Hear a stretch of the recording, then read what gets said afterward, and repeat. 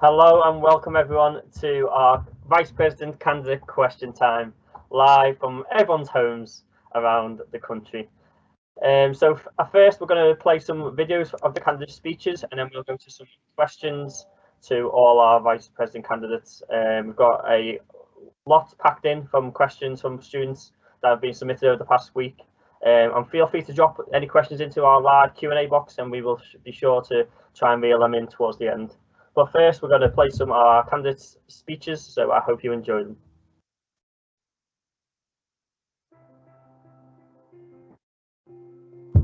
Hello, so my name is Asim and I will be running for your Vice Presidency. In my campaign, I have sorted a couple of things out already, which is such as student support, not just mentally, but physically and in your actual well-being of your university courses as well. Reasons I feel like you should vote for me is some of my campaigns have already started to be implemented. Speaking to students, I can see that some of them are having a positive impact, and speaking to staff members to try and implement them even better. So the reasons I feel that my campaign is good is because my main 3 points have been specified in my manifesto, which one of them is the support. Second one is having a look at diversity, and that's towards the students. And the third one is self and them supporting mentally, physically, and in elsewhere as well. My other points have been covered as well. Within that, I will also be looking at other different approaches I can have a look at, including different people in different activities and how we can look at doing that going forward. In this challenging times, I do understand there is a lot of frustration and thoughts going through students' heads. So I will always put your thoughts at the front of my head to see what we can do, and always feel and do what is best for yourselves. Thank you for listening today. Vote soon and take care. Hi, my name is Becca Mills. I'm a 22-year-old second-year photography student, and this year I am running for Vice President. If elected, the first thing I want to do is really push for students coming back to campus for sports and societies. I believe this will really improve mental health, and whilst it is heavily dependent on government restrictions, we were able to achieve this in September when we were allowed, and I believe we can easily do it again. I also want to improve the training that staff and security provided for mental health and health and safety, as well as improve the number of defibrillators across campus, especially in accommodation, as we want students to feel safe no matter where they are, what time it is, or how many staff are around them. I also want to continue what Chris is doing in terms of sustainability and the environment through improving the recycling on campus and in accommodation.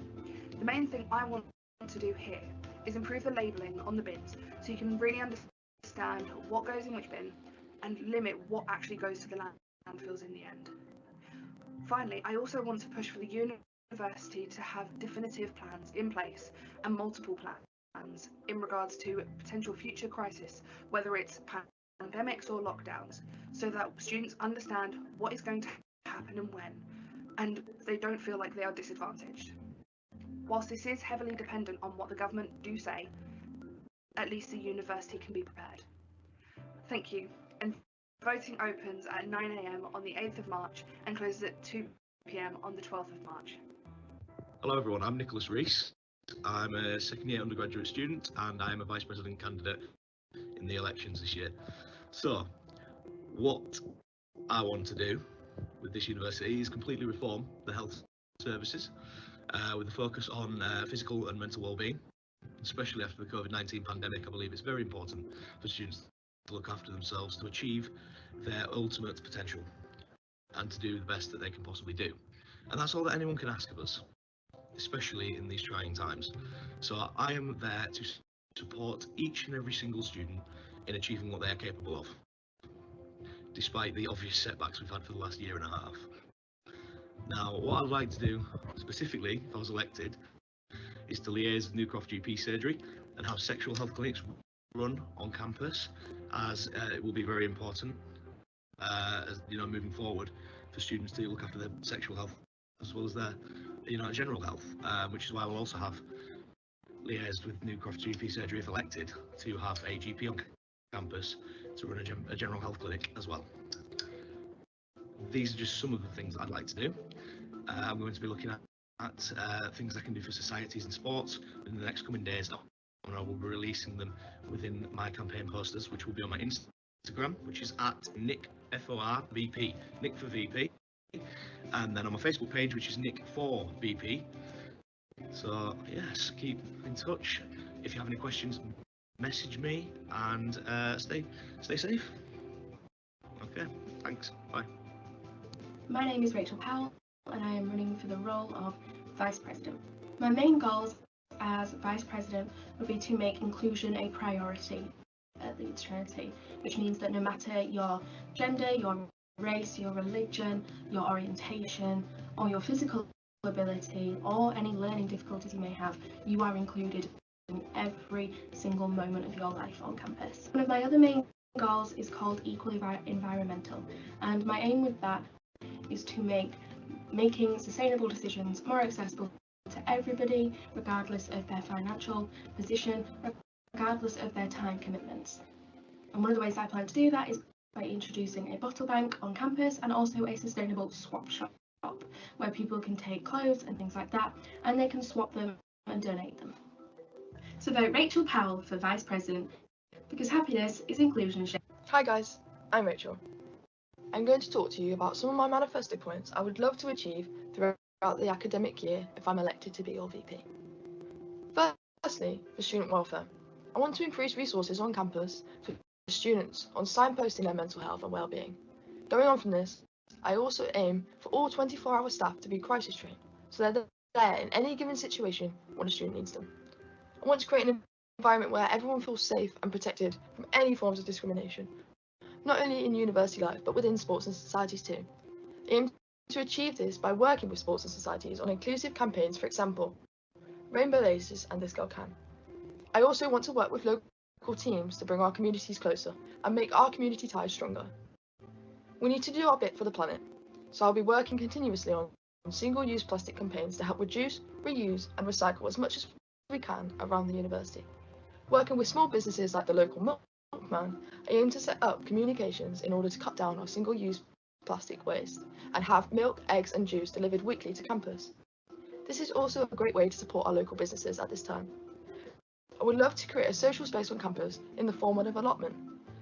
I believe this will be a great addition to our campus and it will help students' mental health and well-being. It's an alcohol-free, safe space and it will also help create a new society. Thank you guys for listening to a few of my main points, and I hope I can bring these to life if I'm elected as your new VP.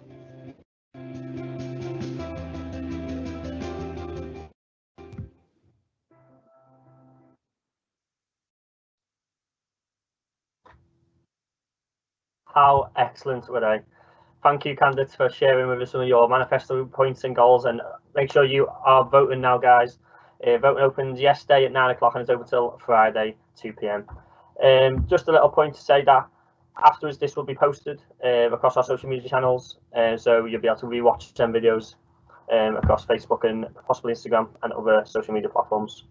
Also, that we are taking, like I said, live questions in the chat box in the question and answer, but make sure these questions are being able to be answered by all our candidates and not just specifically one. But let's get started with our so far so forward questions. So firstly, we're going to be going to Asim with our first question. You'll be answering our first question, which is, how has the Students' Union impacted you? Yep, so the student impact has affected me very well. I feel that from the start of my university experience, it has helped me introduce new people to my life. Whether that was getting involved in the activities of the sports clubs themselves, such as the football one, which was the main one for myself, and introducing me to the other atmospheres that they have. And that introduces me to the health and wellbeing part, the student advisors, the shop and the student support corridors themselves mainly. Excellent, thank you. Next, we're going to be going to Becca. So since joining the university, I've been quite involved with the SU through so Freshers Week events when they were running in my first year, and I've also been treasurer for 2 societies as well. So I've been quite involved in trying to meet new people and get involved with everyone throughout the university as well. Excellent, thank you. Next, we'll be going to Nicholas. Hi Chris, and thank you for the question. So within my first year at university, I was handed the role of course rep for level 4 film, and I also started my own society, which was the Gaming Society. Now, we're not going to go into how successful it was or wasn't, but it was certainly a rewarding experience. And I also got to work for the union engagement team in my second year, and I worked various shifts in the SU shop and taking surveys on the iPads, etc. Thank you. And next we'll be going to Rachel Powell. So when I first joined Leeds Trinity, as a disabled student, I felt quite isolated. And then I discovered that there was someone that actually represented me on the student council. And I think from there, I kind of met more people that were disabled and more people that kind of understood what it's like to be a disabled student. It's quite isolating. And then I ended up running for disabled student officer. And from there, I've met so many amazing disabled students with all sorts of disabilities or learning difficulties. And the student union has helped me improve life for them by introducing like the sunflower lanyards and improving accessibility around campus. The student union has just given me opportunities that I never even thought of. Thank you, Rachel. Last of all, we're going to Rachel Ward. Since joining the uni, obviously the SU has given me a safe haven to be who I am and who I want to be as a person. I've been involved in paid and voluntary roles with the SU. I've also been playing 2 sports. So at first I played hockey and then I joined rugby. So I've assisted in charity events and played in different Bucks events. I've also gained new skills and built relationships with old and current SU staff. Thank you. Thank you, candidates. Moving on to our question number 2, which is, what would be your primary aim if you were elected as Vice President? And first, we have Becca Mills.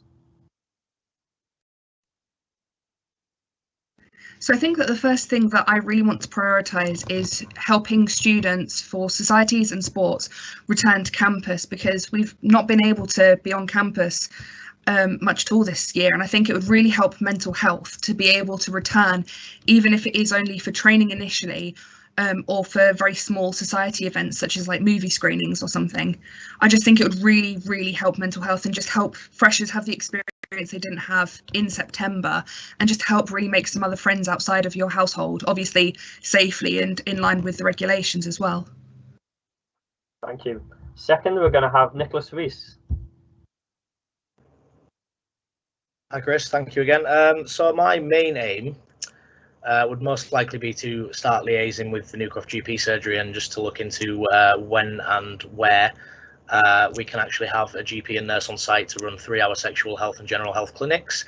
And I think working out the logistics of that and the intricacies and practicalities would be my main focus in the first couple of weeks of being elected. Excellent. And next we have Rachel Powell. My main aim would be inclusion. I think the pandemic has really shown us that these lectures aren't inclusive enough. A lot of them didn't have captioning at first, which really isolated a lot of students, but also it's shown us that there is the software to be able to record lectures and then stream them later, which is great because in reality the majority of students have jobs now whilst they're at uni, and at the moment they just miss them, which is completely unfair because student loans do not cover the cost of living anymore, and really the university should be including people that need to work through uni. Thank you, Rachel. Moving on to Rachel Ward. Hi, so one of my main aims would be student wellbeing. First of all, it's not just because of the pandemic. Student wellbeing is going to go on for a long time after the pandemic, so we need to think beyond the current situation. So obviously a lot of my manifesto points linking with that. So sports and societies, we need to make it a place where everyone feels included, and we have events that run often in the SU. Also, one of my manifesto points was the allotment. This is a safe space for students. It's alcohol free. It's also good for mental health and well-being, and also promotes a healthy lifestyle. I want all students to benefit from life at university, and I don't want any students to be struggling. Thank you, Rachel. And last of all, we're going to Asim. Lovely. So my main point would be increasing the support as well. That physical support and the mental support, and including diversity into all of them, so that people don't feel that just because of the certain way they are, they can't reach out to people. I want them to feel that they can reach out to people no matter what, whether that be the big white wall service we have, which is a big mental support part, or if it's somebody on campus that they actually need to speak to. I've also started to speak to Ruth Wilson, which is the main support person in our university, and if elected, I've got some points that I would like to put forward to herself.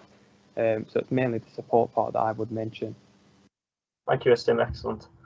And sorry, yeah, that's everything. And then moving on to question number 3, which would be, what do you think is more important for a vice president, welfare or activities? And first, we're going to start with Nicholas Reese. Hi, Chris. So I don't actually believe necessarily that one is more important than the other. I think everything the SU vice president does is equally important, and you know, each and every area needs to be looked at with a certain level of focus and attention.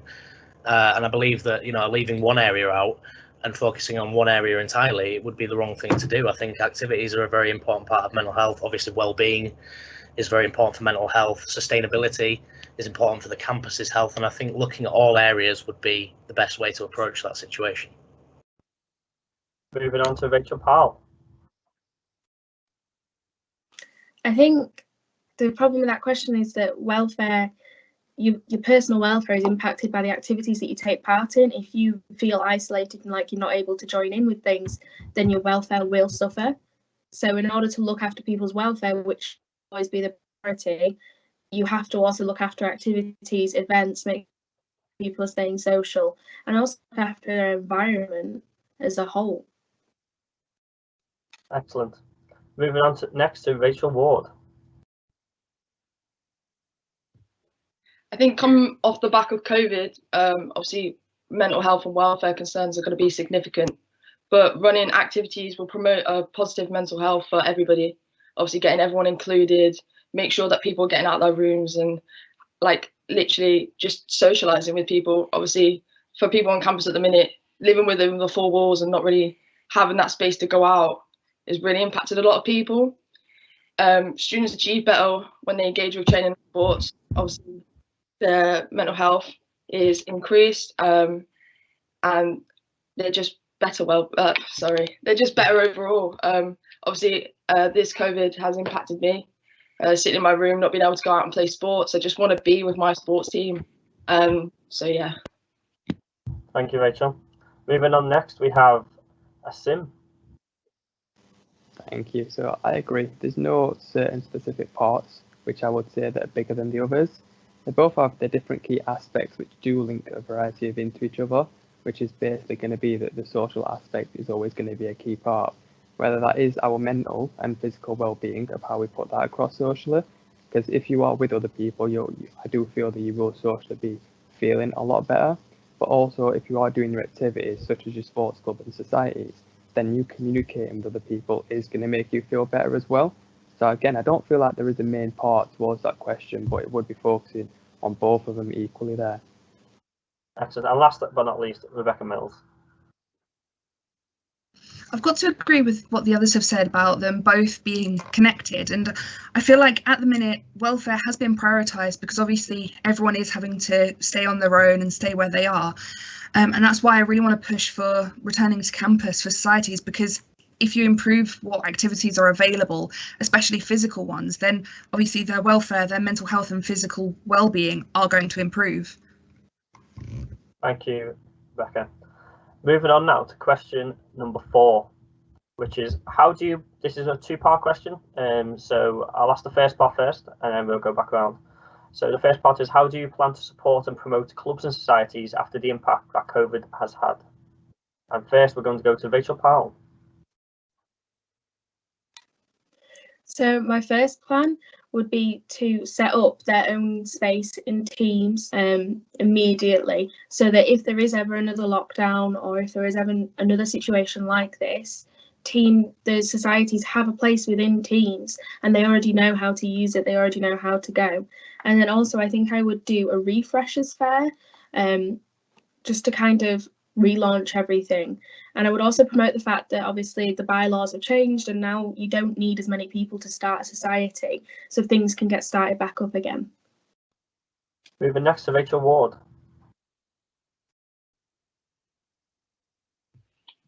So for sports and societies, I obviously want to integrate a Freshers Week. I want everyone to feel included. I want to create new events where people feel safe. So we have events in the SU where all sports and societies can come and meet for the first time. So they're all integrated. Obviously, in Freshers Week, we have the sign up in the hall. Obviously, that's one big event, but I also want to make it so people understand that sports and societies is connected to the SU. So we have different events within the SU and around it. I want charity matches between sports. So we can have women's netball versus women's hockey, and then you reverse it so we can raise money for charity. Also, if COVID is still a thing, create online fitness events where different sports can, so women's football and women's netball can do sports sessions together, and this will help teams stay connected. Thank you, Rachel. Next, we have a sim. Thank you. So for myself, it would again be getting a lot of the online sessions back up and running more functionality wise, such as the tie weekends that we had, including those into like personal training sessions so that people's fitness, if they are in social activities, can get well-being and get higher again for when they do come back. And then also including the other society, so if they do feel that they do want to come into it and just have a little taster session, then again they can do, and integrate all the activities in together. So whichever ones we feel that are doing better, we try and put more of them on so that students are feeling like we are supporting them in that way. Thank you, Sim. And we're going to Becca Mills next. I really want to help promote all of the societies and sports as well, and show students how they can create them, because I've been involved in that before, trying to set up a society, and it'll be really beneficial to show students how to do it so they can do their own and hopefully make new friends. And I also really want to make sure that societies have spaces on campus. So for one society, they could be watching films in one of the bigger theatre spaces so that they can be equally distanced. Sports can obviously be outdoors and be spaced out that way. And just make sure that there are spaces on campus for them, because in September we were able to do this, and I just want to make sure that they have got the spaces available when they can return safely. Thank you, Rebecca. And last but not least, Nicholas Reese. Last but not least, I like that. So essentially, I'm going to be looking at communication as the number one way I look at clubs and sports and societies. Now, I'm not that well versed in sport, as I'm only a 15 football striker and a pretty bad one at that. But Freshers Fair is how I would start. I would have a stand with a member of SU staff there to explain in great detail how societies work, how to set them up, and just to show students physically on the website and with the equivalent of Fin, you know, how to do this and how to get it actually in motion. And further from that, I would liaise with the clubs and societies themselves and ask them what they would want me to do and how I could help them improve. So obviously, I've read through the book's regulations, and provided everything's COVID safe, we can move forward with events. Thank you, Nick. So my follow-up question to this, around the second part of this question, was we're going the same order here, but it's how will you specifically support the volunteers within these clubs and societies, and how would you help support them, encourage students to volunteer for these roles as well? So we'll go back to start with Rachel Powell. I'm really sorry, my internet cut out then. Can you repeat the question, please? No problems at all. If anyone does need me to repeat the question, please do ask. And so the second part of that question was around how will you specifically support the volunteers within the clubs and societies, and how would you look to encourage other students to volunteer for these roles?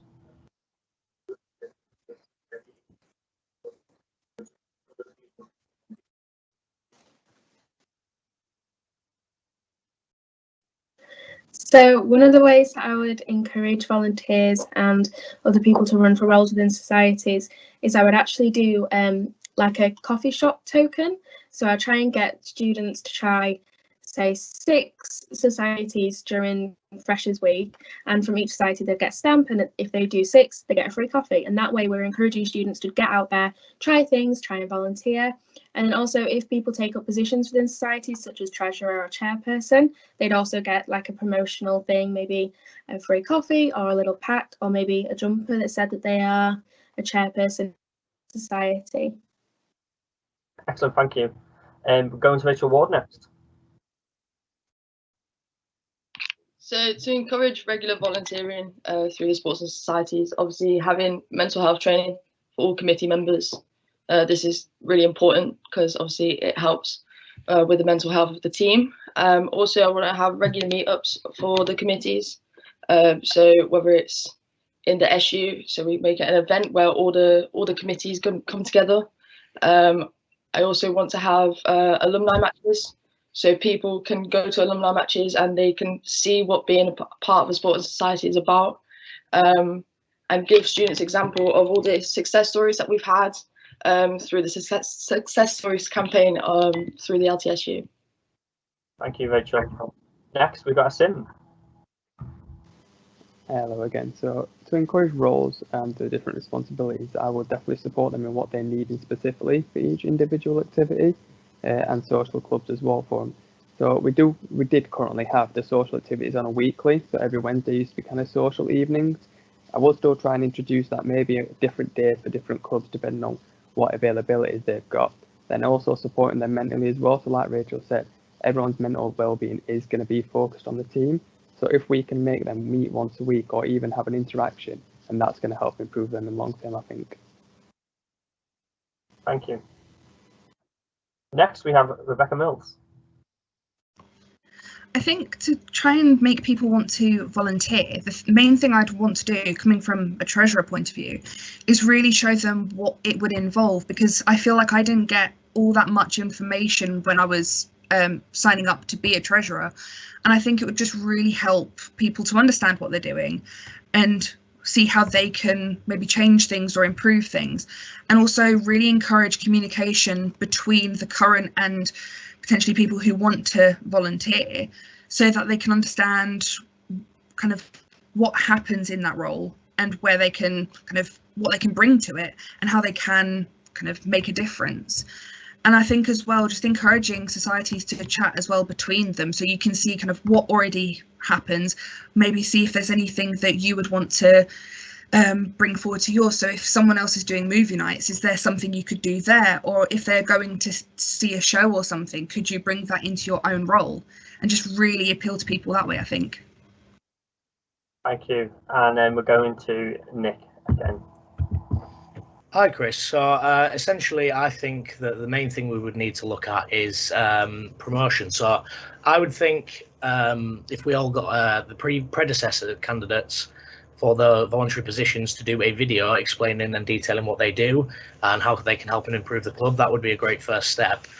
Then further on from that, I would suggest that we have, obviously identifying clothing, so more hoodies for them, and then a more extensive awards ceremony so that the volunteers feel a bit more included, and prizes are handed out for those sort of candidates. And then we could really look at building up the volunteer base, because then people would A, know what they're doing, B, feel included, and C, be rewarded for that. Excellent. Thank you very much.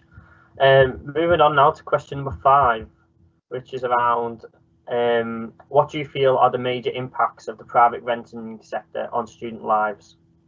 So that is question number 5. And firstly, we're going to go to Rachel Ward. So the private renting sector has had a huge impact on student lives. Personally, I live in the cheapest accommodation on campus. My student loan does not cover the cheapest accommodation on campus, so I'm in a deficit of between £300 and £400 every semester. I believe we should be working as a university to create halls that do go to the minimum loan, so students can live. Students also have to work through lectures. I've worked through many lectures through last semester to be able to pay my rent. They're tired. They don't engage with their lectures as often, and obviously it's really detrimental to their education. Thank you, Rachel. Moving to Sim. Thank you. So I'd agree with Rachel. For my first semester, I did stay in one of the cheapest accommodations on uni, and again, I did have to work alternatively as well to pay for my accommodation, which wasn't the best at the moment. Secondly, I did go to private renting down in Headingley, which I found it was a bit of both worlds. It was sometimes good in that I had my own kind of like house with friends that I knew, but also because the people that I was living with, it also wasn't the same as living on campus, because you had to travel, so it was a bit more expensive than getting onto your lectures and stuff. This year I'm at home, I am finding it again a bit of both worlds. simply because private renting is technically I'm at home, I'm paying my mum board, and for that I'm getting what I need, but I'm not getting exactly the space. So I feel that if we were to moving forward, again, we would look at on campus what we can do to cover that, such as our hardship funds and maybe alternative funds and bursaries that we can offer. Thank you, Sim. Moving to Becca Mills next.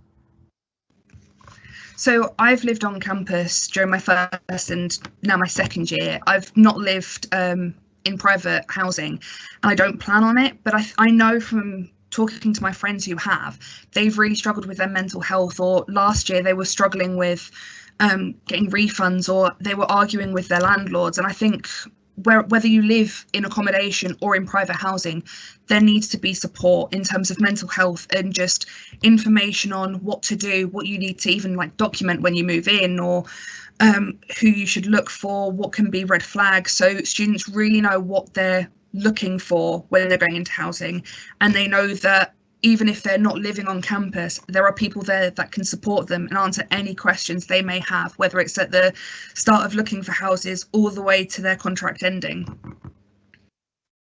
Thank you, Rebecca. We're going to Nicholas, who's next. Thanks, Chris. I would say one thing I would feel would be very beneficial for students is if we had a member of the maybe even the student finance team or student support team to just run a workshop on with a couple of the law lecturers, just maybe once at the start of Freshers Week on how to understand rent contracts and private properties and things like that, and what you're signing up to, reading the small print, etc. And then further on from that, I would look at the hardship fund and the allocation of it, and students who are struggling with rent or might receive the minimum loan, just to maybe have a look into that and see if we can maybe make that more of a priority for the hardship fund rather than day-to-day living. Thank you, Nick. We'll go to Rachel Powell next.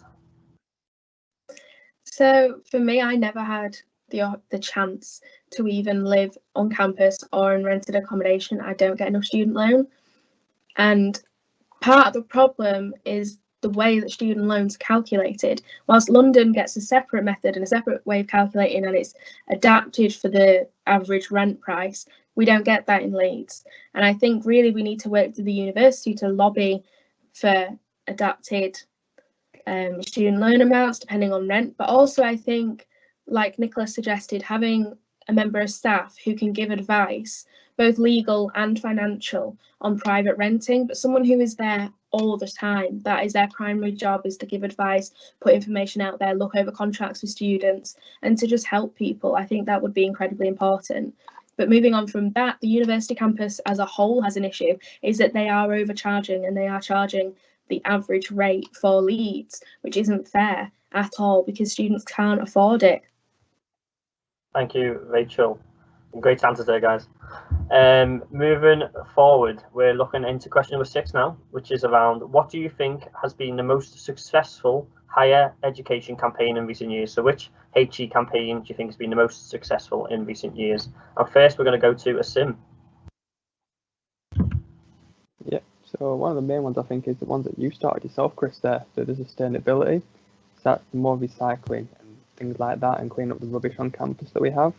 As we can see, it has had a big impact because a lot of the bins are now labelled as what you can put in recycling parts and what you can't do. And then we've also got our compost bins and stuff like that that we'll introduce. Thank you, Asim. Moving next to Becca Mills. I think, as like Asim said, I think what you've done has been incredible, but I also think kind of what student unions have done across the country in terms of Students for Better, that's been an incredible campaign, and students are benefiting from it as well, and changes are being made up and down the country as well. Thank you, Becca. Move to Nick.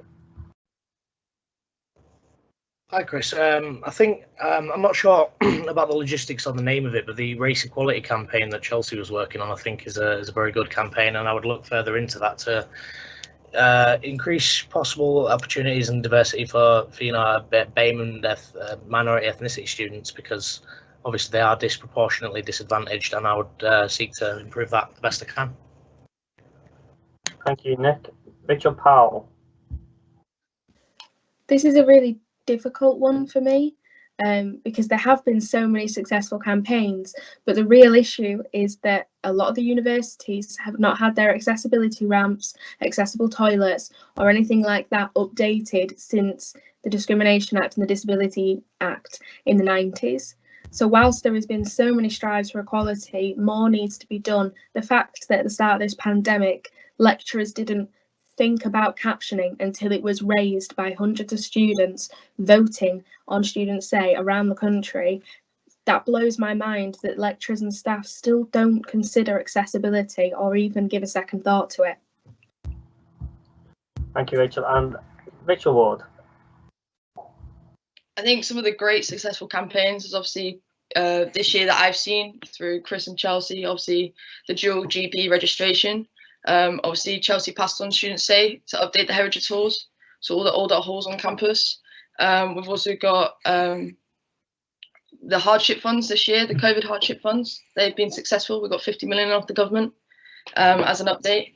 The students deserve better campaigns. They deserve to have what they want within this campus, because if the students don't have what they would want, it's not a place they would want to stay and they would want to live. Thank you, Rachel. Thanks, guys. Moving on to question number 7. So a lot has been done at Leeds Trinity around supporting students with mental health. What more would you like to introduce to increase the accessibility of services, particularly for students from marginalised communities? And first, we're going to go to Becca Mills. I think one thing that definitely needs to be done is improve the timings that people can talk to people. I think it's currently up to about 10 o'clock, but obviously you can't control kind of when you're not going to be in a great mood, or if you're feeling a certain way, you might need support at 3 a.m. And I think if we can improve the timings of that, that'll be fantastic. And especially if we improved the quality of the support as well, so that they can help with more situations and help people immediately as well if they need it, versus kind of if they need it kind of later on, or if they need counselling, for example, they can help immediately when you need it. Thank you, Rebecca. Nicholas, Reese. I'm actually glad you asked this question, Chris. I'm actually prepared for this one. So I would like to have more Learning Hub workers and extend their hours, because obviously that's going to take a lot of students' minds when they've got a lot of work to do and it's impacting their mental health, etc. I would want more Stephen Campbells on site, for disability students, so that they have that extra bit of support where they might not be entitled to an external worker from DSA. And I would also like to work with Toby Chelms and just maybe extend his hours slightly as well, and have a bit more information at the student support section, just to show students where to go, where they can go, etc., and to also advertise the A&E ALPS service. Should students be in a crisis, there is a place they can go, post 6 p.m. The university might not be able to afford the staff to deal with, but there are places that they can go, and they need to be informed of that. Thank you, Nick. Next, we have Rachel Powell. So I think one of the really daunting things when you're struggling is the idea of emailing or talking to a complete stranger. Especially as a student, you get to know your lecturers, you get to know your tutors. And I think if there was more training for tutors on how to speak to people and how to recommend things, then that would really help if students could just reach out to them. I also think there needs to be an easier way to reach out. Maybe if it was like a live chat box on the LU app or on Moodle, I think making it easier would be the best way to approach it. Thank you, Rachel. Going to Rachel Ward next. So I really want to increase out of hours wellbeing teams. I want all 24-hour staff, so security, to be crisis trained. I want to also bring in connections where we can have a crisis team on a phone if a student needs them, like Rebecca Mills says, at 3 a.m. Because if there's no one on campus at 4 a.m. in the morning and there's no one to help and they're not trained for this help, what students meant to do? At the minute, some people are taking it into their own hands to provide students with this care, but it shouldn't fall on students to look after students in this way. We need that support. There is an 8-month waiting list to get counselling in Leeds. I want to expand the counselling service within campus and expand the hours that they're open, and expand how often you can get counselling service at this university. And finally, we have Sim. Thank you. So my main remarks would be, focus on which kind of communities we're needing to impact on more than the others. Reasons for that is because some financial difficulties are going to be affected within their communities. So if we can affect them mentally, then we're going to need to have that counselling service.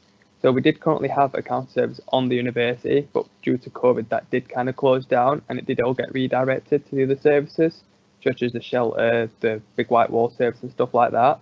So if we can get the service back on the university, then that will take a big strain off of the other external companies that we are using. And obviously that would then mean we can incorporate other stuff into that. And that could also be coming into financial difficulties, people that are having housing prices and stuff like that. So it'd be mainly focusing on the different types of support that we can offer, mainly to do with that forum. Thank you, Asim. Thanks, guys. All right, we'll move on to question number 8, which is how would you create communities to support liberation groups, including BAME students, disabled students, LGBTQ+ students, and women students? And firstly, we'll go to Nicholas Reese. Sorry, Chris, could you repeat the question, please? Of course. If anyone can just do need the question repeating, please do let me know. Firstly, the question was, how would you create communities to support liberation groups such as BAME students, disabled students, LGBTQ+ students, and women students? Well, I am only belonging to one of those groups, so I would ask first and foremost the students themselves how would be best to support them, and I would work alongside them and put all of their points forward, and whatever was within my power, if elected, I would listen to their voice and act on that. Thank you, Nick. Moving to Rachel Powell next. So the first thing I would do is do an open call for roundtables for each of the groups, so they can come forward, they can have their say, have their time, have as much time as they need to tell me what they need to say. And I would also invite their elected representative to come to that, so that more can be done. Then moving on from that, I think I would make sure that there was one of them held at least every semester to bring forward new issues. And moving on from that, I think it's really important that we have an easier way to contact your student union representative, because at the moment it is decided by your rep if they want to share their email with you. And I think if we had a designated student union email for the disability officer, for the women's officer, for the BAME officer, then that would be easier for students to get in contact when there are issues. Thank you, Rachel. And we'll go to Rachel Ward next. So one of my campaigns was Women in Sports campaign. Obviously, get external speakers come in, get sportswomen to come in and speak about their successes within sports. I know the lack of representation for women in sports is really low, especially with people with disabilities, people of LGBT and people from BAME backgrounds. So I want to get guest speakers in to talk about their success stories and to encourage people from all these different diversity backgrounds to join sports, to join societies and to get involved. I know it's really hard through lack of representation throughout the world. It's not just within universities, it's not just within friendship groups and in workplaces, it's throughout the world. So I want to create a bigger campaign to try and reduce this within our university. Thank you, Rachel. Asim, the next. So for me personally, supporting the one that I've been part of is part of the BAME Society.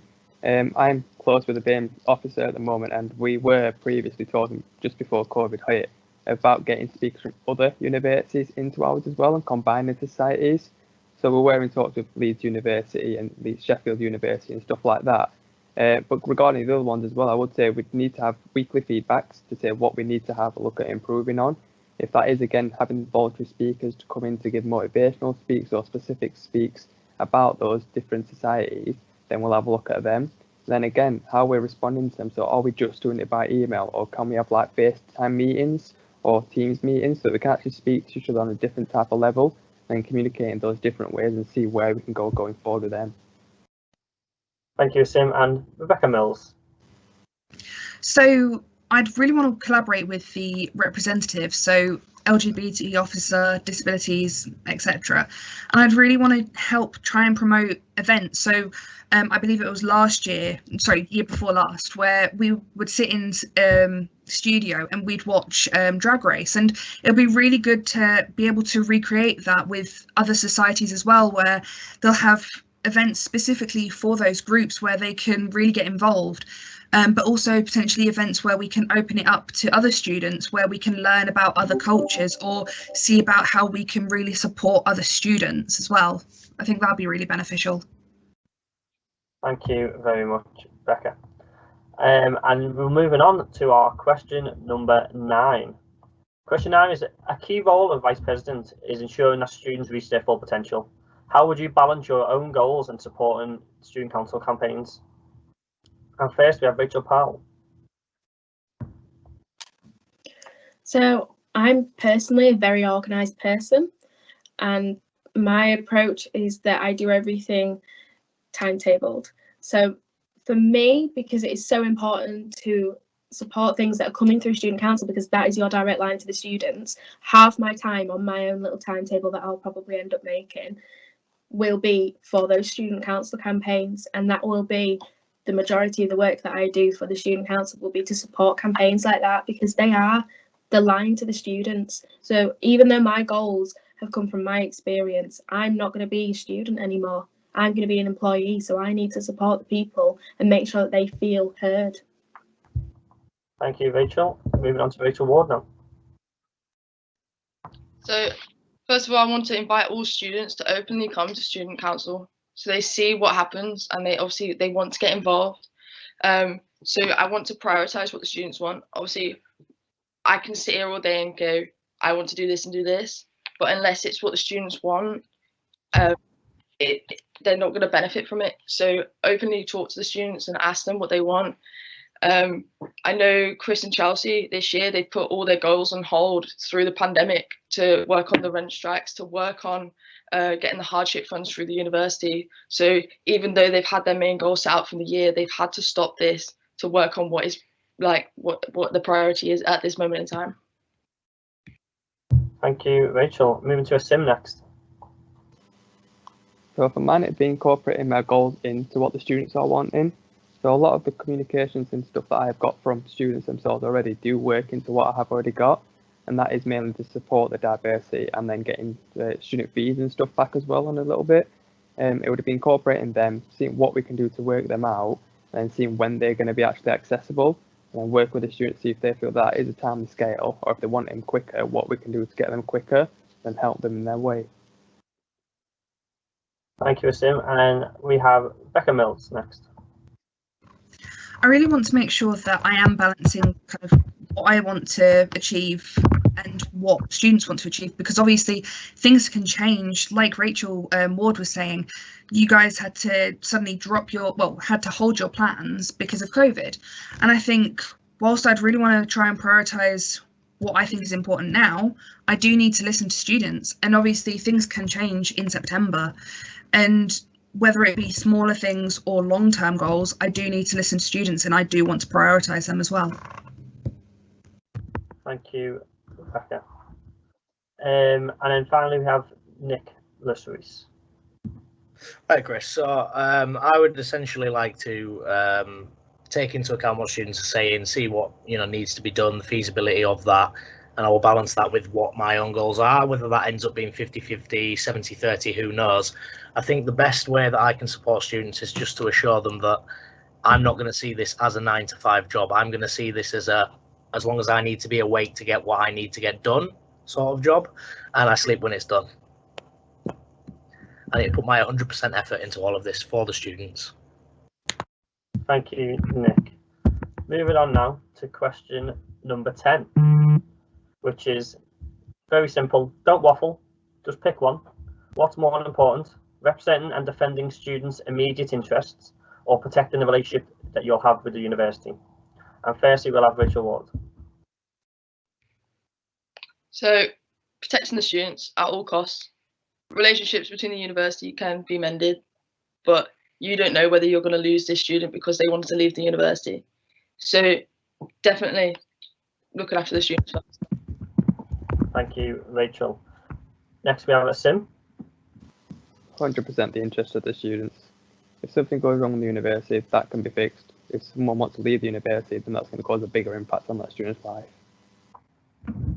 Thank you, Asim. We're going to Becca Mills. Sorry, could you repeat the question, please? Of course. It was just basically, don't waffle, just kind of pick a answer, which is what's more important, representing and defending students' immediate interests or protecting the relationship that you'll have with the university? It would definitely be looking out for the students and representing them. Thank you very much. And then next we have Nicholas Reese. I'd say definitely, representing and looking out for the best interests of the student would be the most important. I would also make sure, to the best of my ability at least, that I wasn't going to, damage the reputation with the university. But if it's going to come to one over the other, students are going to come first every day of the week. Thank you, Nick. Next up, we have Rachel Powell. Representing. Easy. The students are the job. They chose you. That's your job. And that should be the university's job as well, the students. That's all that matters. Thank you, Rachel. Moving on to question number 11. If you could only focus on one campaign, what do you think is your most important? Sim, you will start us off today. Thank you. So mine would be The Students Are Better. That's a campaign that the NUS started in 2015 to make sure that anything that students do say is kind of responded on quite urgently and taken and implement. And that can be a range of different things. That can at the moment be a big point to the stronger mental health well-being, but it can also be other stuff such as the societies, incorporations of external speakers and stuff like that. But I'd definitely say that would be my main one there. Thank you, Sim. Going to Becca Mills next. I think campaigns regarding mental health, because like it's been previously said, that has been such a key focus of recent, and things aren't going to change as soon as the restrictions change. And for students who are going to be joining in September, they're going to be really struggling at this point, and they'll probably need even more support given everything that they've been through currently. And I think just making sure that the training does get improved for mental health and there is more support available to them, I think that's what I'd want to carry forward. Thank you, Rebecca. Next we have Nicholas Reese. So the campaign I'd focus on is the Winning for Your Wellbeing campaign. That's my campaign, and I am going to look into Leeds Trinity's health services and just putting them into overdrive, because a student is not going to be able to succeed and look at all the other aspects of their university experience without looking after their wellbeing. The wellbeing has to come first and foremost for students. Thank you, Nick. Rachel Powell. My main focus would be inclusion. And what I mean by that is, regardless of whether you're struggling with your mental health, whether it's a BAME issue, an LGBT issue, a disabled students issue, everyone should feel heard and everyone should feel included in every policy that the university brings into place. If that's a one-way system, it needs to be accessible, because the current one that's on campus is not. And I think every single aspect of student life should be accessible to every single person, regardless of what they're going through, regardless of how they identify. Thank you, Rachel. And Rachel Ford. So one of the main ones is obviously going to be mental health and student support. I want to, obviously, within my manifesto points, have staff crisis trained, out of hours wellbeing team, and a crisis helpline. I want to be inclusive with as many events as possible, and I want to work with the president to make sure that all students have the resources to be able to perform academically. And hopefully, if COVID isn't an issue, we'll be in office. So I want to offer an open door policy. So any students can walk in at any time. You can sit down and have a chat. Doesn't even have to be a chat about anything specifically, just as long as they know that they can come to us and we can offer an open door policy. Thank you, Rachel. And finally, we've got question number 12 before we go to the live Q&A chat questions. We've got, can you share an example of you upholding one of the 4 union core values? And firstly, we'll be going to Becca Mills. I think one of them is just, I've always tried to listen to students, and being as part of the student council, I've really tried to listen to where things need to change or what people think of their courses, and I really want to try and continue that going forward and being vice president, because obviously the students will have voted me in and they're the people I am representing at the end of the day. And I want to make sure that all of their voices continue to be heard, regardless of what they identify as or what their race is or what they believe or anything like that. Thank you, Becca. Nicholas, Reese. Could you repeat the question, please, Chris? Of course. The question was, can you share an example of you upholding one of the 4 union core values? Yeah, of course. So inclusive and student first. I can give you one example. So when I was being course rep for film, I would ask the students what they wanted on their course and whether they felt they were being included in the correct ways. And when they rose obvious issues, which I'm not going to go into because that's a student's personal issue, I took that to the meetings and we discussed at great length what was wrong, how we could improve it, and then that was implemented in the classroom. Thank you. Moving on to Rachel Powell.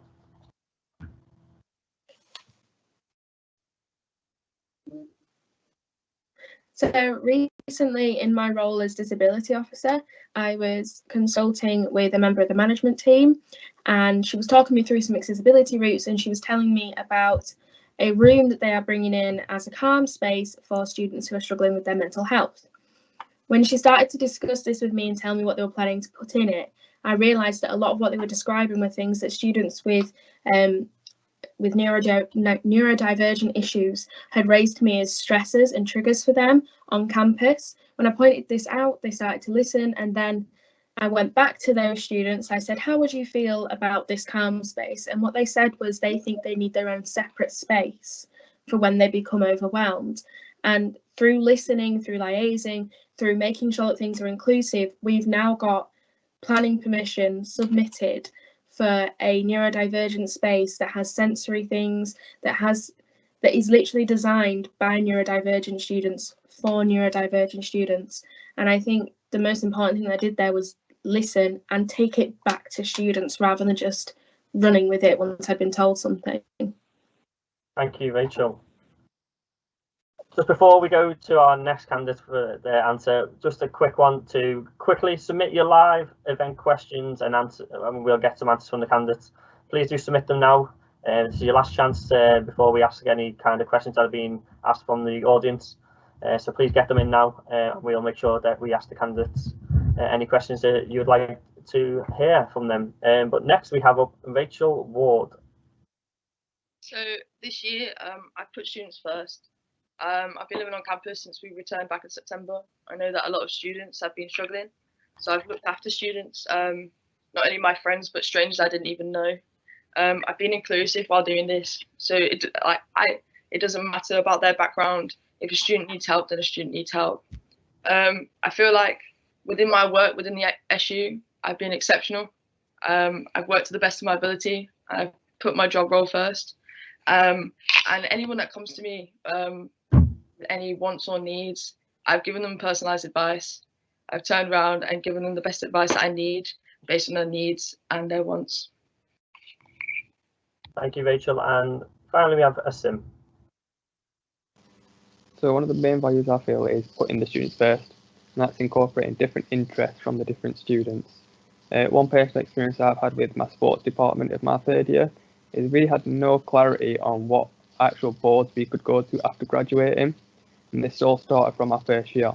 Only recently, by us speaking out and kind of getting into some details, we have now been confirmed that we can actually go to some boards after graduation, and one of those is, as far as we know, the top board as our actual course degree at the moment, and that's obviously something that we've only just recently had implemented because of us speaking to our lecturers, implementing it to our course reps and stuff like that, and now we do feel we are actually getting somewhere. And that can also be done with other different schools of thoughts and stuff like that. If we're elected, we'll have a look into if we can go to different supporting bodies, or if they're already with the best supporting bodies there for them. Thank you, Asim. Well, that's all the questions that we have, but now we're going to move to our student questions and let the candidates answer. But it's just a quick one from me. Make sure you do vote. Voting has opened and you've got till Friday 2 p.m. to cast your vote. Make sure you do use your vote because it does have an impact on who is elected and who will be heading the student voice alongside whoever will be president next year. But now we move on to our live questions, and we have 2 so far. So please do submit them if you do have a question. This is your final chance. I think I said that before, but yeah, I'll give you one more chance to get one in. But our first question will go as, how would you encourage more students to volunteer for student council? And first up, we will have a sim. Thank you. So encouraging students and other members to volunteer to the student council is giving them the information that they need. So what an actual student council can do, and also giving them taster sessions to say that if you do want to volunteer, then come along, see what it's like. If you want to volunteer after, then this is what you'll be incorporating. And also mentioning that it's going to be that they're helping everyone that's in their course and the student council itself to say that these are the ideas we're putting forward and how we can implement them. Thank you, Sim. And next up, we have Rachel Ward. So I would like to invite students to council meetings so they get the gist of what goes on. They can be there as observers, and they can see what goes on behind closed doors and what happens within these meetings and how that makes an impact on everything that is implemented within the university. I think that's a key way of getting people involved, is if people don't understand what goes on behind closed doors and how the role works, they're just going to go, well, I don't actually understand how it works, so I'm not going to go for it. So if we give them that opportunity to see what happens, I reckon students will get more involved. Also have student council to run different drop-in sessions, so they can see, so students can give their feedback on what they believe is good and bad, and how they can improve it. Thank you, Rachel. And next we have Rachel Powell. So for me, it would be, like Asim and Rachel have said, just putting the information out there, but also encouraging students to get angry enough to make change. That's why I originally ran for disabilities officer, because I knew that things needed to be done and I was a little bit annoyed that they weren't being done. So I ran, and I'm really glad I did. And I think we need more stories from people who have ran for positions and have done really well and they've really enjoyed the job. And we need more information about how you get things done, because a lot of it is behind the scenes, like Rachel said, and we definitely need more transparency with how the system works. Thank you, Rachel. Next we have Reese. I think, Chris, the best thing to look at would maybe be a try before you buy workshop. You know, sort of have previous student council meetings looked into. You know, have a couple of students watch them, and then maybe the SU runs a workshop where they have imaginary students and imaginary scenarios, and then they assign a role to every person. They can give it a go, see how they feel in the shoes of the officer. Thank you, Nick. And Becca Mills. So when I ran for School of Communication and Business and Law representative, I had very little real knowledge of what the role actually entailed. So I knew I'd be representing students, but I had very little knowledge on what the student council as a whole did. I didn't know kind of how the meetings ran. And I think to try and get more people to run for student council, whether it is as a representative role or one of the officers, I think they just really need to know entirely what they would do. So what they would do in the student council meetings, and kind of how they can take on feedback, and just how much of an impact they can have. They may not realise it, but they can have a big impact being in the student council. Thank you, Rebecca. So we'll go another question from our students watching at home or wherever they may be, and that is, what plans do you have for everyone returning when everyone returns to campus? Sorry, so I'll repeat that one. Sorry, what plans do you have for everyone when they return to campus? Rebecca Mills, we'll start with you.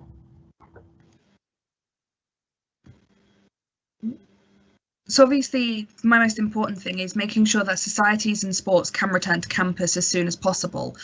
But alongside that, I also really want to try and push for more events on campus in terms of Freshers' Fair. Obviously, this will depend on whether the university allows for it, but given how much it would help mental health and allowing students to actually see each other beyond being in front of a screen, I think that would just really help. Thank you. And we'll go to Reese next. Hi, Chris. Well, depending on the situation, obviously, if COVID's still a thing, it will have to be a lot of teams work and a lot of outdoor events. However, if everything goes to plan, I would like to have more events in the Students' Union studio because it's quite an inclusive environment, can fit a lot of people in there, have more events there, look at societies and sports doing events, either outside or inside, whatever fits with regulation, and just to make sure that everything's running smoothly, really, just to make sure that we're all incorporated in each other's lives again, and that would be the best way to move forward, I believe. Thank you, Nick. Rachel Powell.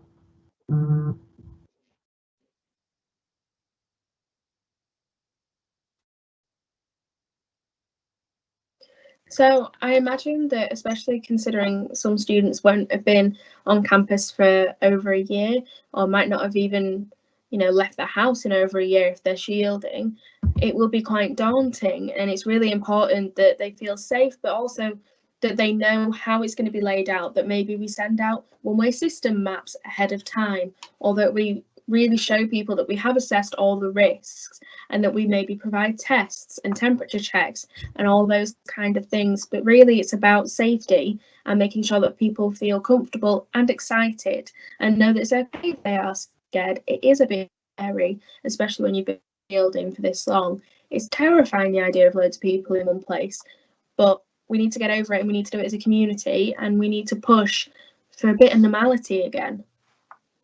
Thank you, Rachel. Going to Rachel Ward now. So I'd obviously like to have Freshers Week with inclusive events. Essentially, this whole year, we've been all working online. We've been communicating through screens, laptops, and especially Teams. I want to bring every student back together with events. So we don't have that screen in front of our faces. We are together again. Obviously, bringing back the Trinity spirit, which we have on and off the sports pitches, in and out of the classrooms.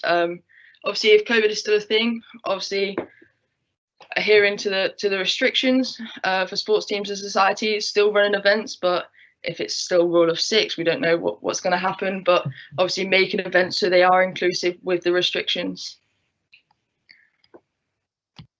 Thank you, Rachel. Moving to Asim next. So what I'd aim to do is bring a different variety of inclusion material in there. So when we do come on campus, if we're allowed to meet in more than groups of 6 and stuff like that, then obviously go ahead with that. Use the facilities we've got, so the AstroTurf, the gym criteria, the sports halls, like have been said, the student bar, the auditorium, all that kind of stuff. And we can have like film nights, movie nights, the Drag Race by RuPaul, I believe it was, movie nights and stuff like that. If we can't obviously come onto campus, then we'll still include stuff that we can do, and that'll be still probably over meetings or Skype and stuff, but it's still including, like, we have a movie night all together, we have Q&As every couple of weeks just to see how people are doing and stuff like that. When we do come on campus, depending on what can be done, we will definitely have a look at what can be done towards helping the students more functionality wise. And if the bar is open, then obviously have like Domino's nights and stuff as well, as we did have in Freshers, and see if we can carry on that for them. Thank you, Asim. Excellent. Thanks, guys. We've got some more questions from our students watching, wherever they may be. So this is excellent, guys. Keep them coming in if you have any. My next question is, what does the role of Vice President mean to you personally? First, we'll go to Asim. So simply is putting the students first. Whatever you need is what we're going to try and go for. Thank you, Asim. Rachel Ward, you're next. So I am passionate. I care about students' wants and needs, but at the end of the day, I am a student, so I know what people want and I know what they need. Obviously, I have that relation to all students for every issue that they might have. I've probably gone through it, and every single person in this meeting has probably gone through the same thing. So I want to be able to give students what they want. It's less about me as a VP and more of being in relation to what the students need. Thank you, Rachel. Next up, we have Rachel Powell. So for me, Vice President is the job, it is the students. It's about putting them first no matter what, and it's not, for me, it's not something that can be done half-heartedly. It's not something that can be done while you're studying. It's something that you have to give 100% of yourself to. And for me, I think I'm going to be in a position to do that. I've done the 3 years. I've struggled through the last 1.5 thanks to COVID, but I've done it. And I think that experience and my experience on the council and my experience working with Chris and with Chelsea and as a disabilities officer has shown me what can be done and just how much can be achieved when you give something 100%. Thank you, Rachel. Next up, we have Becca Mills.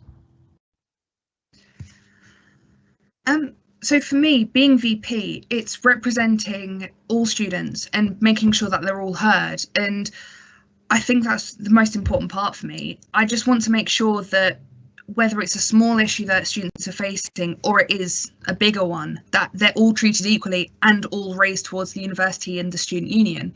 Because obviously what the university prioritises or wants to go for isn't necessarily what students want. And I just want to make sure that all students are heard and are all heard equally, and they are prioritised and feel safe here as well, and that they can talk to me whether it's kind of 7 in the morning or late at night. I'm not here just during the business hours. I'm here representing you all time throughout my run as president, or vice president, sorry.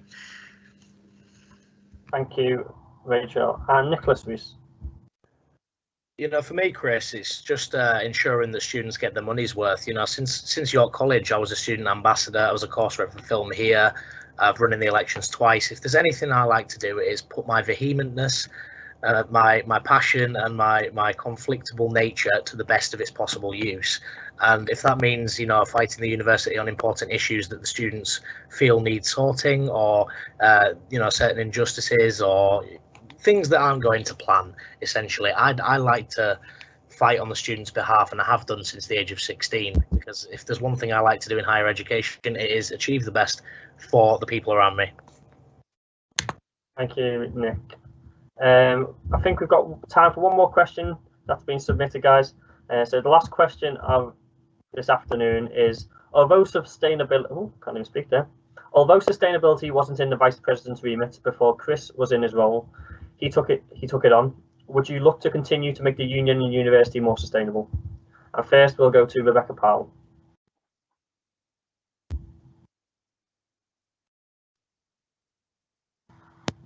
Did you mean Rachel Powell or Rebecca? Sorry, Rachel Powell, sorry. Oh, sorry. Yeah, definitely would like to continue the sustainability. I think one of the biggest issues with sustainability is that it's expensive. If you want to buy products that have low carbon emissions, especially if you're vegan or don't have dairy, it's expensive, like very expensive, and it's hard to source sustainable fashion, sustainable food, because it's so expensive. And I think one of my main goals is a sustainable swap shop, the idea of having things on campus that students can buy locally sourced food, they can swap clothes, and making sustainability more, you know, cost fair, more accessible for students, regardless of your financial position, regardless of, you know, your position in life or your time commitments. Moving to Becca Mills next. The main thing I want to do is definitely continue this, because it is so important. And obviously we, as a university, we've got a big we've got to really do our part, especially for the local area. We are a big name. We've got to continue this and help improve the environment for everyone.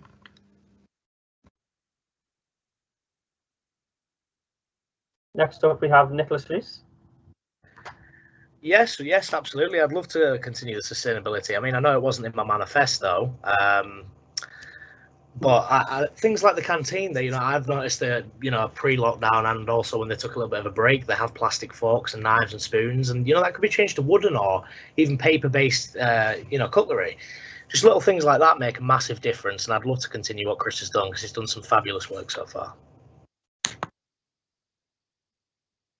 Next up, we have Asim. Hello again. So yeah, absolutely, I'd definitely carry on with the details that have been mentioned. On a side note from what's already been mentioned, I've also been talking to Gemma Seddons, which is the head of marketing, and some details of what we can do with that, and that's such as the reusable water bottles that were also mentioned in the different colours previously there. And finally, we have Rachel Ward. Yeah, I'd definitely like to keep it on. Something that is really important for our university. So within the last 4 years, our impact, green impact, has gone from good to excellent within the university due to the work that Chris has done and Chelsea's done. We also now have a sustainability officer within our student council. Some of my manifesto points were to have an allotment on campus. This makes can reduce our carbon footprint on university. We can also use the plastic eco bricks to create a to help create a greenhouse, so that's also reducing plastic waste. And another one of my manifesto points was to bring the local milkman onto campus so students can have milk delivered. So we're reducing plastic for students, because personally I don't go out and buy milk unless I do a big shop. So if we have that on campus, it's reducing plastic waste, and it's also supporting small businesses in this time. Thank you, Rachel. And that is all our questions for this afternoon, guys. Thank you all for asking your questions, and thank you for the candidates for answering so well.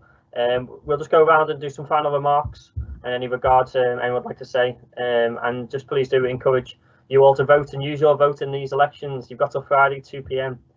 So we'll just go through final remarks, and we'll start with Nicholas Reese.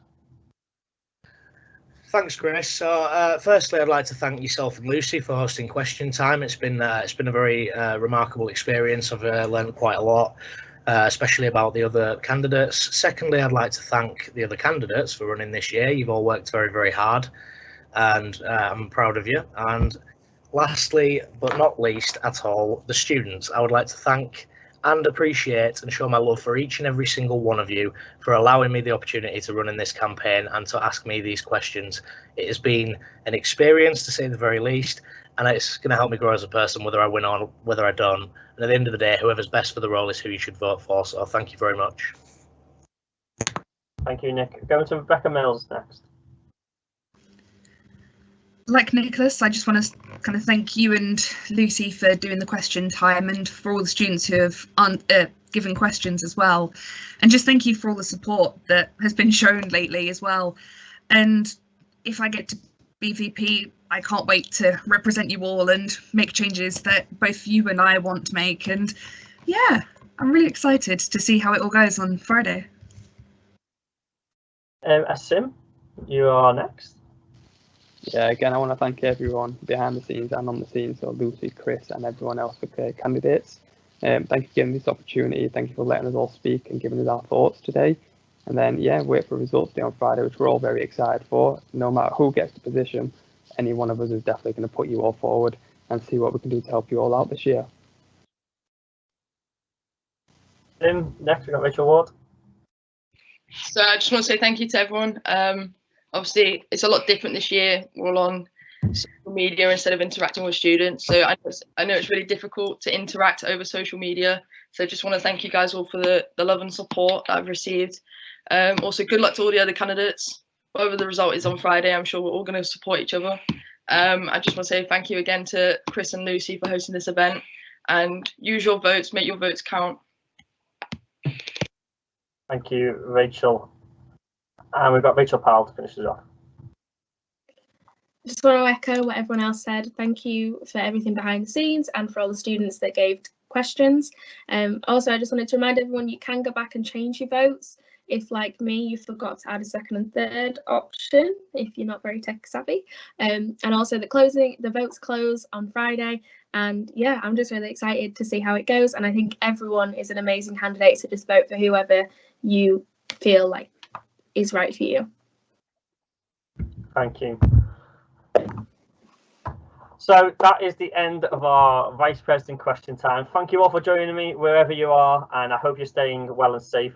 Just a few more things for myself. Don't forget to vote, vote, vote. Make sure you do use your vote and you vote for our Vice President and President for next year.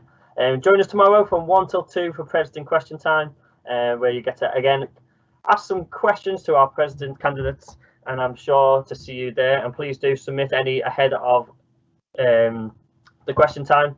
Don't forget to join us on Friday from 6 p.m. to find out who our our candidates are going to be successful in their campaigning, and to see who our vice president and president are going to be. And we'll also be announcing our sport and society volunteers and other represented roles within the union. So please do join us from 6 p.m. on Friday to see who our winners are. And it'll be a great night either for the winners and losers. So don't forget to vote, vote, vote, and to make sure to use your vote. Thank you, and I'll see you all tomorrow, 1 till 2.